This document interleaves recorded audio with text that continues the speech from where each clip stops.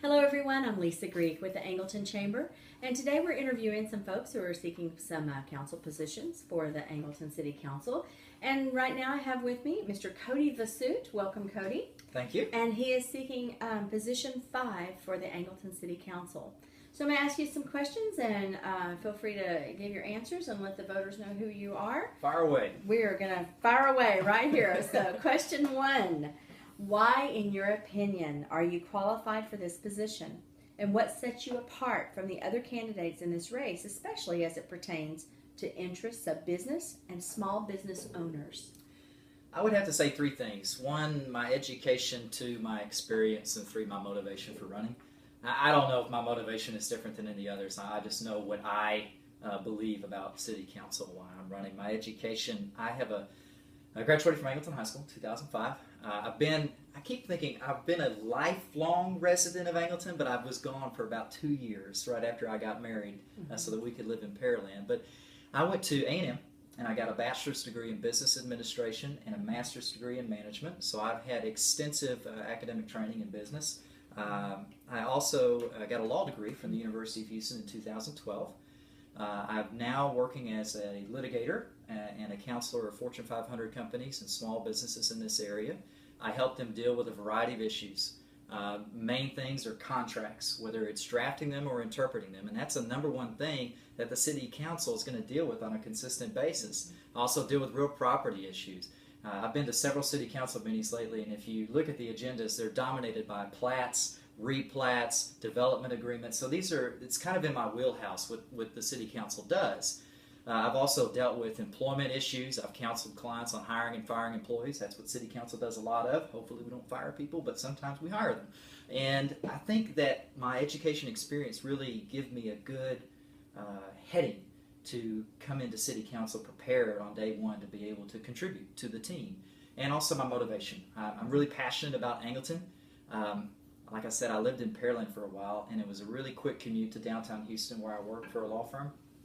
And everybody thought I was crazy for moving back down 288.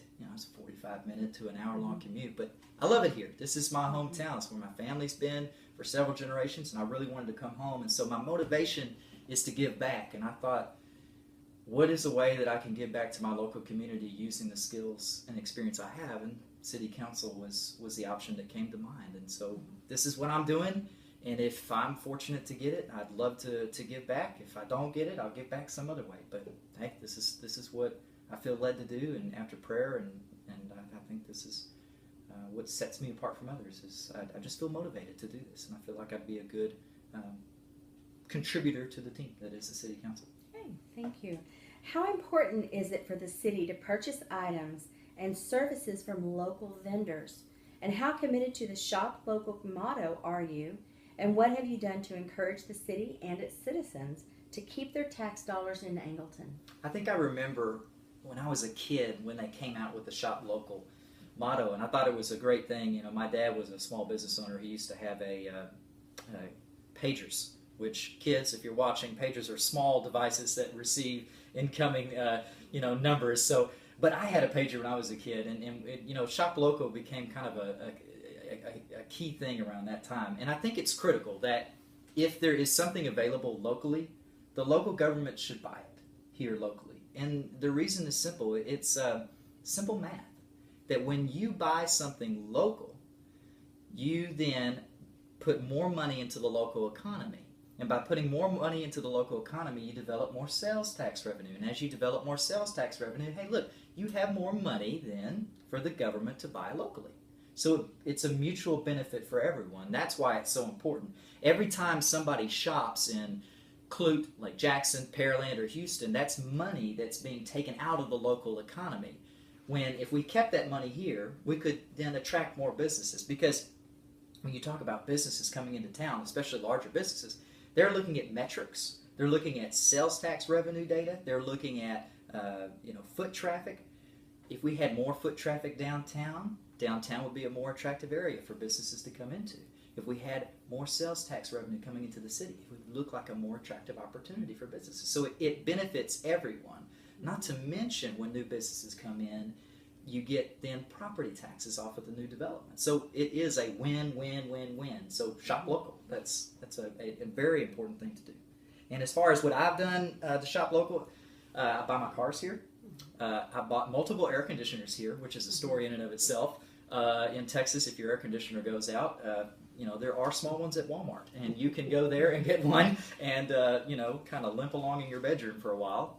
But yeah, I've shopped locally a lot, and I've tried for my campaign to buy everything locally as well. I use a local sign lady, a marketing lady, buy my shirts at Ziegler's. And I think it's important to practice what you preach, and as much as possible. But I'll give one caveat. Some things aren't available locally, right? And so sometimes the city does have to buy outside of town. But that's why I think there should be an incentive for small businesses. If you've got a product or service that you think the city government could use, let the chamber know. And I'd love for there to be a list that the city government has to work off of. Obviously, we have to bid things out. We have to be neutral. But it would be helpful to know, hey, what is there available locally? Maybe they don't know everything that the local businesses have to offer. Okay, thank you. Yes, ma'am. And what do you see as Angleton's greatest challenge in the next decade? And how can you, as the elected official, help face those challenges? The people are coming. I think that's the biggest challenge, opportunity that we have as a city. People are coming here. The question is, how many? And are we going to have the infrastructure to be able to accommodate that? And are we going to be attracting kind of the middle class family to form the backbone of this town? I think we want a healthy diversity here and to encourage there to be housing opportunities for everyone, but particularly for middle class families.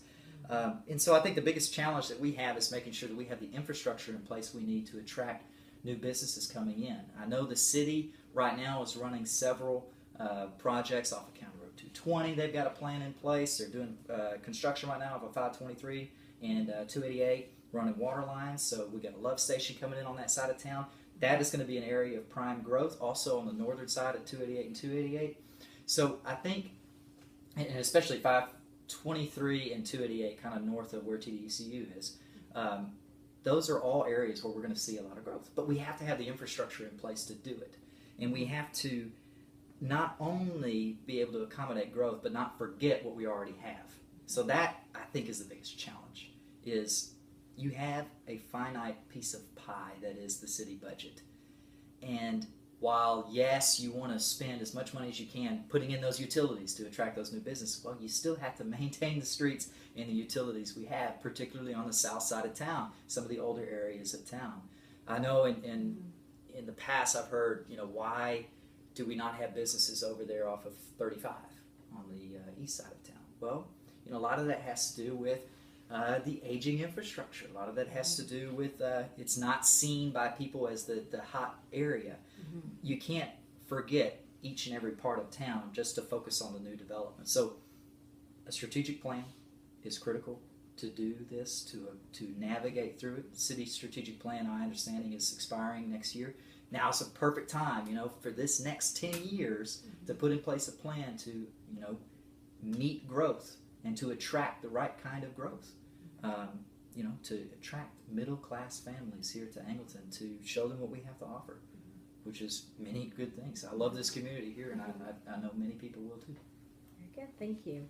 How do you plan to familiarize yourself with issues that come before the council that would specifically affect or regulate business? Number 1, read. Number 2, research. And number 3, ask questions. The City Council posts their agenda online. It's at the City of Angleton's website. Nowadays you can Google everything, so that's what I do. Just go to Google City of Angleton City Council, and it'll get you there. The agenda is posted a few days before. I read it.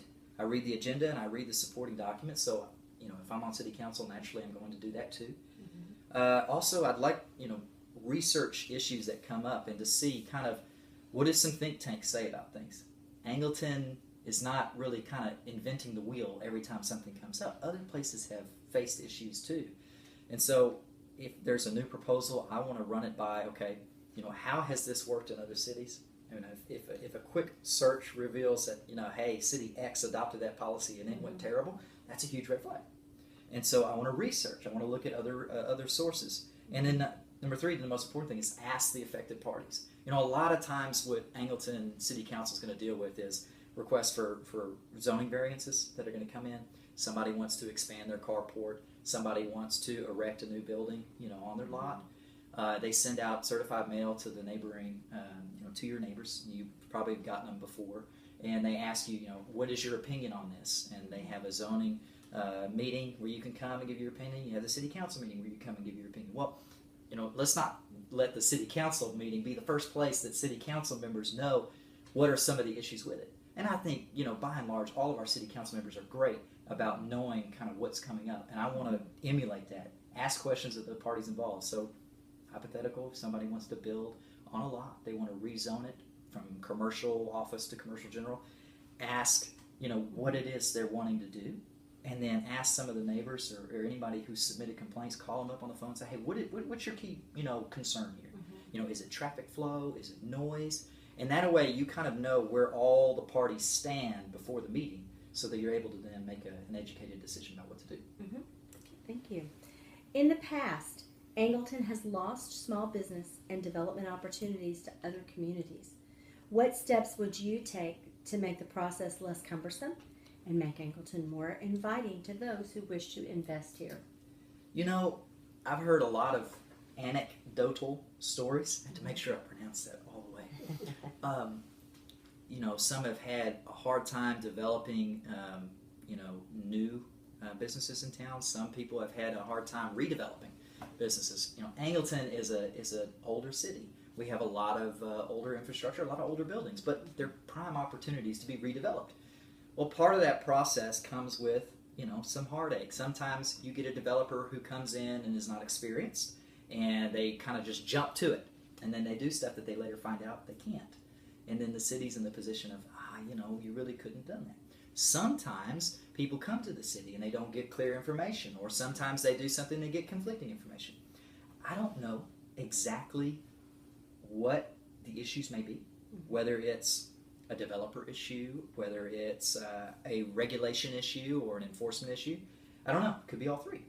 So my solution is to do an anonymous survey, not only of Angleton developers, businesses, and residents, but also of neighboring communities, that we can then get data to see, what are any problem areas? What's some red tape that maybe we can get rid of? Or is there no red tape? Is everything great? Kind of give us a baseline to go off of to see, especially where we rack up with neighboring cities. Lake Jackson is extremely competitive with us, primarily because their tax rate's almost half ours, right? Mm-hmm. And they have that because of the industrial base that they have there. Well, they're landlocked. We have the opportunity to grow, but we need to find out, hey, what does Lake Jackson do well that we don't? And maybe we can improve our regulations to be just like them, to where when opportunities do come up, we're in a good competitive position. But we have to know what we need to do. We can't just go off of, stories here or there. We need to really study it. And there's tons of things, to make Angleton more inviting. Tax abatements, continued economic development agreements, and, basically get the tax rate down. Do what we can to lower the tax rate as much as we reasonably can. We're never going to be just like Lake Jackson, but we can be more competitive than we are. We have a very high tax rate because we're kind of a bedroom community. We don't have that tax base, but I think we can do better. Mm-hmm. So, thank you. Describe the models, tools, or incentives that other communities in Texas are using successfully that you would support to encourage business, including job creation and retention in Angleton, and boost economic development. Do you believe that we could benefit by watching what other cities are doing? Absolutely. That's what I like a lot about local and state government. Local and state governments are the marketplace of ideas. That's why I'm a conservative. I don't like the federal government because it's a lot of a top-down type of policy. The thing that works really well is when you have an opportunity for government one to try something and to see how good or bad it is. Colorado has legalized marijuana. Is that a good thing? Well, let's see what happens in Colorado, right? I'm not in favor of that in Texas, but hey, Colorado's its own state. Different towns do their own things. Different towns have different economic development policies. Which ones work the best? Well, it's really easy to see where are the businesses. When you have the federal government, you have kind of this top-down one-size-fits-all type of motto, which doesn't allow for much kind of ingenuity and development of new ideas. But city governments do. So yeah, we should watch what other cities are doing and figure out, hey, what works and what doesn't, especially, when some idea comes to us. But we should not only look for what other people are doing, we should also be leaders. I would love for Angleton to be a place that is an early adopter of conservative regulations and policies that are pro-business, that we can be a light to other communities in this area for them to look at us and to see what works and what doesn't. So some things that other cities use, some cities have a different way of doing their sales tax. Mm-hmm. They allow their sales tax money to be used for economic development. Angleton does not. Mm-hmm. And the question would be whether or not Angleton should modify its 4B sales tax to be able to allow some of the money to be used for economic development. There's a few issues with that. Number one, some of that money is allocated to drainage and to parks and recreation. So naturally, if you change the sales tax allocation without increasing the rate, you will be taking money from parks and taking money from drainage projects. And so that may not be acceptable. Mm-hmm. But maybe there's a creative solution. Maybe we can get funding sources for some of these other areas like parks and drainage from different funds. Mm-hmm. And then we can use those savings to then pour into economic development. Mm-hmm. But that is something that we need to study on a very detailed basis. And it's something I'm open to looking at. Mm-hmm. My main deal is I don't want to modify our sales tax allocation to take away, money from our parks, if that's going to decrease the quality of services, right? Mm-hmm. So it's something that we need to study. I can't give you a black and white answer. I hope never to do that when I can help it, because I want to study things. I want to gather the information. We should have open forums about these things and see kind of, where do the citizens stand on using 4B sales tax revenue for economic development? Mm-hmm. And there's tons of things that can be done with that. Pearland, they can buy land to aid development, what we use now, and what I was pleasantly surprised to see that Angleton does a lot of, is economic development agreements with new businesses, where they have the classic tax abatement, where you'll come and build this, we'll not charge you sales taxes for 7 years. Mm-hmm. So I think there's a lot of tools in the toolbox, and mm-hmm. I think we can learn a lot from what other cities do. Mm-hmm. Great. In your discussion with voters, what concern or issues have been raised that have surprised you the most? And what are your suggestions for dealing with the issues?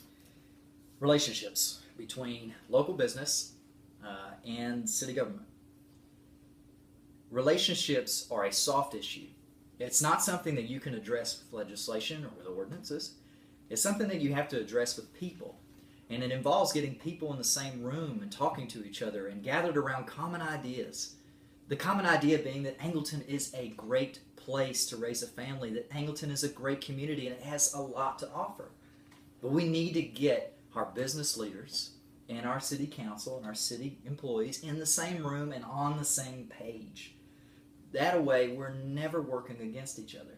Obviously, the city has to make sure that there are rules that have to be abided by. That way, we don't have, people just leaving their yards, destroyed, or having, nefarious businesses, coming in from out of state and not, paying sales tax or things like that. We have to have rules. But those rules should be set in consultation with the business community, and we should have open transparency about it. And I think it's important for the City of Angleton and the Chamber of Commerce to be in lockstep partnership in everything that they do.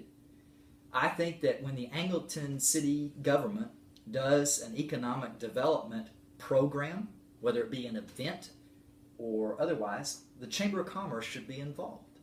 And when the Chamber of Commerce does something that impacts Angleton's business community, the City Council should know about it and try to participate in it. Our City Council members should, participate with our Chamber. In the past, they had meetings. I think it was the 5th Tuesday of the month. It might have been another day, but there was a regular time when the City Council and the Chamber Board would come together, when the leaders would come together. And I'd love to see that. I'd love to see that, done. When I was at A&M, let me tell you something about student government. You don't have much power. Mm-hmm. You have a large responsibility, though, because you are representing the interests, for me, of 50,000 students. And the administration of Texas A&M at times would try to kind of railroad some things through because, hey, they're operating their university. And a lot of times those things would clash with faculty. Faculty always love a good clash.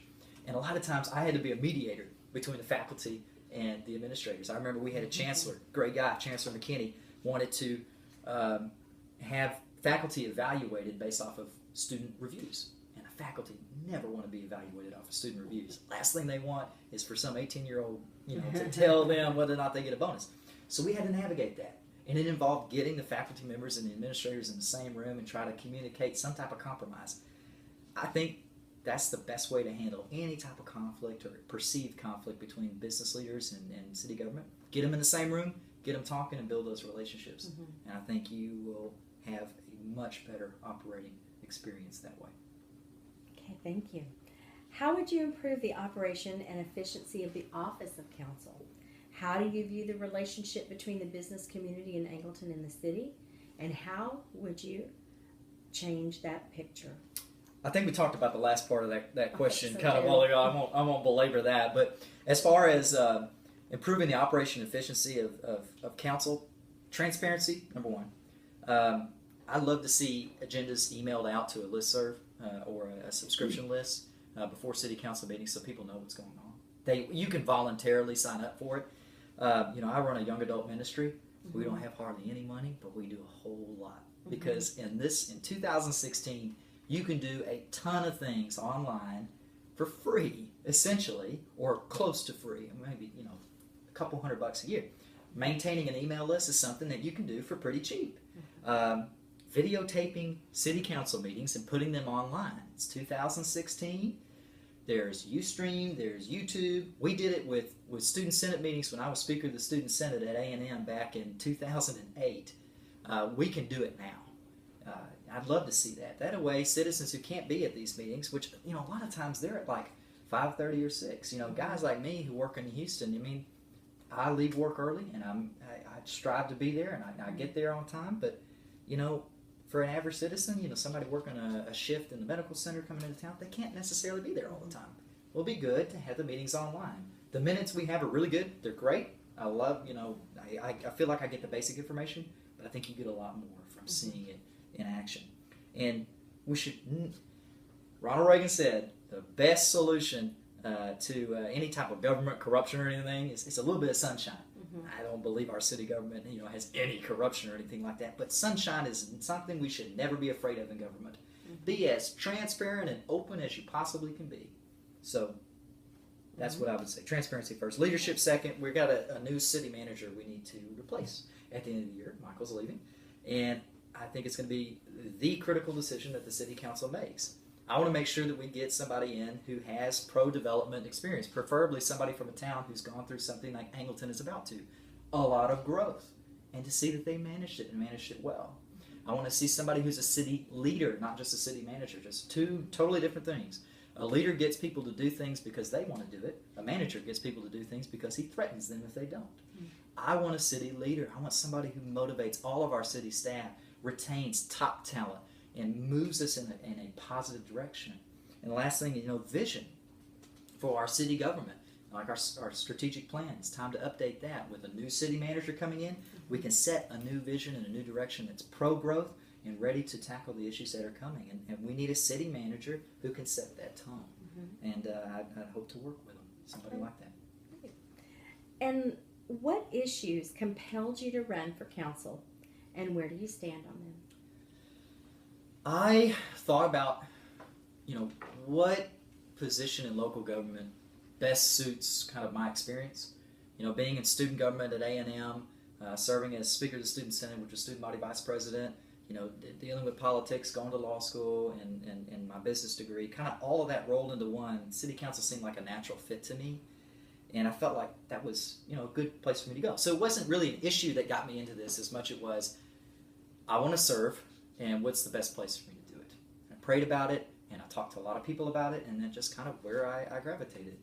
Now that I'm running, there are issues, though, that I'm passionate about. Number one, lower taxes. Angleton needs to be more competitive. I'm all for pushing for lowering our property tax rate. We lowered it the last year. Let's keep it up. Let's keep it up. You got to remember, that the appraisal district sets your property values, and from that comes your property tax. When the appraisal district, comes out each year, it's in their interest to raise everyone's values, and that's what you fight about in June, right? You go to the hearings and you fight out, oh, my house is not 8% more this year. Well, you fight about it. When it's done, usually what I've seen in kind of the past budgets, Angleton always gets like let's say, I'm going to give you a broad range because I don't know the exact number, but let's say 3 to 6% increase. It's probably closer to like 4. You already have that increase in the budget right off the bat. The city council didn't do anything. The appraisal district gave you that increase. So if we can keep our budget increase under that, we can always lower property taxes. This is math. That's how it works. So whenever the city actually raises property taxes and your property values go up, really the city's budget has expanded and the scope of government has expanded. I'm not really in favor of expanding the scope of government. I think we have what we need and we can work with what we work with. So, lowering taxes.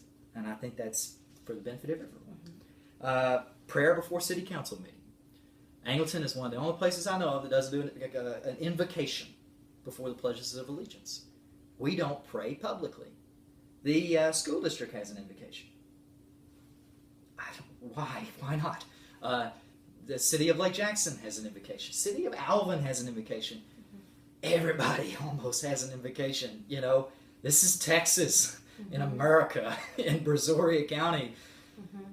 It is the right thing to do, to pray before city council meetings. It's legal. The Supreme Court ruled very recently that a city council can have invocation. There's no violation of the Establishment Clause by it. I, as a Christian and a conservative, am in favor of having public prayer and public pronouncements of faith to the maximum extent allowed by the Constitution. The Constitution allows this, therefore we should have it. Now, I understand that there are a very, very small minority who believe that there could be issues, which, like anything, there could be, where maybe you get a particular pastor in there that prays a certain way that other denominations don't like, and you get kind of a denominational struggle. Easiest way to solve that, just have the city council members lead the prayer. Have the mayor do it, or if he or she is not willing to do it, have a city council member do it. If no one on city council is comfortable with it, I'm not in favor of forcing anyone to pray under any circumstances. Well, then you just do the silent prayer that they have. But if I feel that if a city council member, or the mayor, first and foremost, feels led to pray, that they should pray. Pray for God's wisdom for this city. There's nothing wrong with that. And lastly, I'll just say, being a positive servant leader, I want to be an example to our youth. I want to be an example to my generation of what it means to be someone who's involved, someone who's knowledgeable. A lot of guys, around my age, which I am over 18, by the way, but, a lot of people from my generation, they're apathetic. We dealt with this at A&M constantly, getting students to vote. In city elections, about 800 people vote out of maybe like 5,000 registered voters. Let's get that number up. Let's get people involved. Let's motivate them. And I think the way you do that is to have somebody who's a positive servant leader. Somebody who's not on council for themselves. Someone who's on council for the citizens and who's active in the community, in all aspects of the community, not only in business, which is what we're talking about today, but with residents and with the faith community. And I feel like I am in all three of those things. And I want to be a positive servant leader. So that's kind of great. Now, are there any additional comments that you would like to share or let the voters know just a little bit more about yourself? Well, like I said, I love Angleton. I came back here as soon as I can, or could. There's my grammar giving me. And, I like Angleton because it's a community. When I was in Pearland, I was technically zoned with Pearland Dawson. And I remember Angleton played them in a playoff game, of course. I'm on the Angleton side. We're at the Oilers Stadium, and we are filled up the entire visitor side and like a quarter of the home side. And there's Pearland Dawson with just a small cadre of people. We surrounded them with purple. Still lost the game, but we had a great community participation, which we always do with sports. I mean, where else can you come and have like most of the community at an Angleton High School football game? That's great. That's awesome. As we grow, we need to maintain that, and we need to encourage that. And I love this town. That's what I want to do. I want to continue the positive things that make Angleton great, which is a place of community, where people from all walks of life, blue collar, white collar, red, yellow, black, and white. We're one of the most diverse places in the world, and that is a great thing.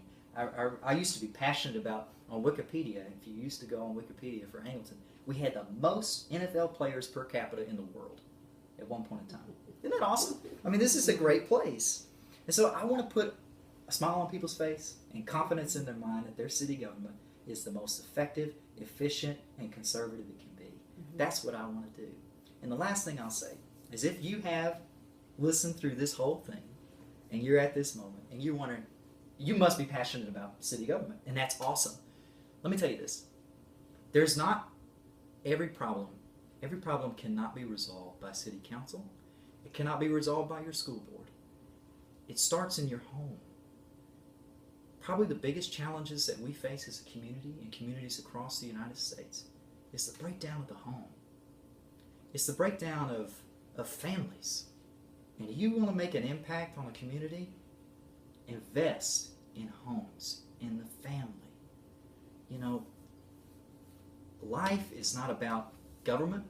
Life is not about business.